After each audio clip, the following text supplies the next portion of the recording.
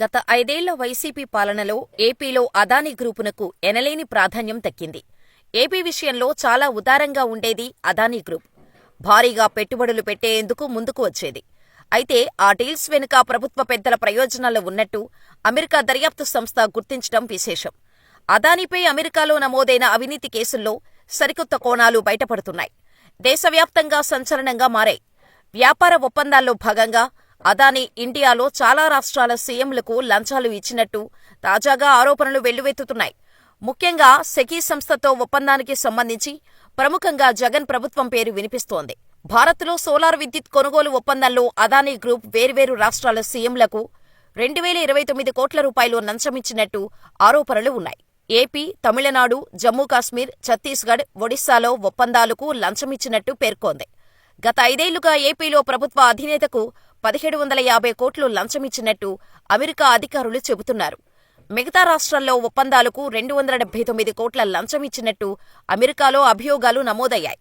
2021లో అదానీ వ్యక్తిగతంగా జగన్తో భేటీ అయినట్టు ఆరోపణలు వస్తున్నాయి. జగన్తో భేటీ తర్వాత డీల్ కుదిరినట్టు బ్రూక్లిన్ కోర్టు అభిప్రాయానికి వచ్చినట్టు సమాచారం.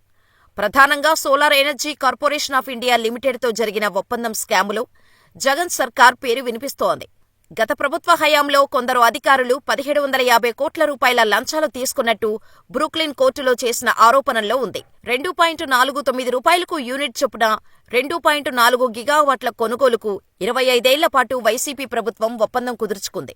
కానీ అదే సమయంలో గుజరాత్ కేవలం ₹99 సెకీ ద్వారా విక్రయించేందుకు అదానీ పవర్ కుదుర్చుకున్నట్టు అమెరికా దర్యాప్తు సంస్థ ఛార్జ్షీట్లో పేర్కొన్నట్టు సమాచారం. ప్రస్తుతం వైసీపీ అధినేత జగన్ రాజకీయ పరంగా క్లిష్ట పరిస్థితుల్లో ఉన్నారు. 6 నెలల కిందట అధికారానికి దూరమయ్యారు. ఇప్పుడు ఆ పార్టీ నుంచి పెద్ద ఎత్తున నేతలు గుడ్ బై చెబుతున్నారు. మరోవైపు కూటమి ప్రభుత్వం వెంటాడుతోంది. సోషల్ మీడియా కార్యకర్తలపై కేసులు నమోదు చేస్తోంది. అరెస్టులు సైతం కొనసాగుతున్నాయి.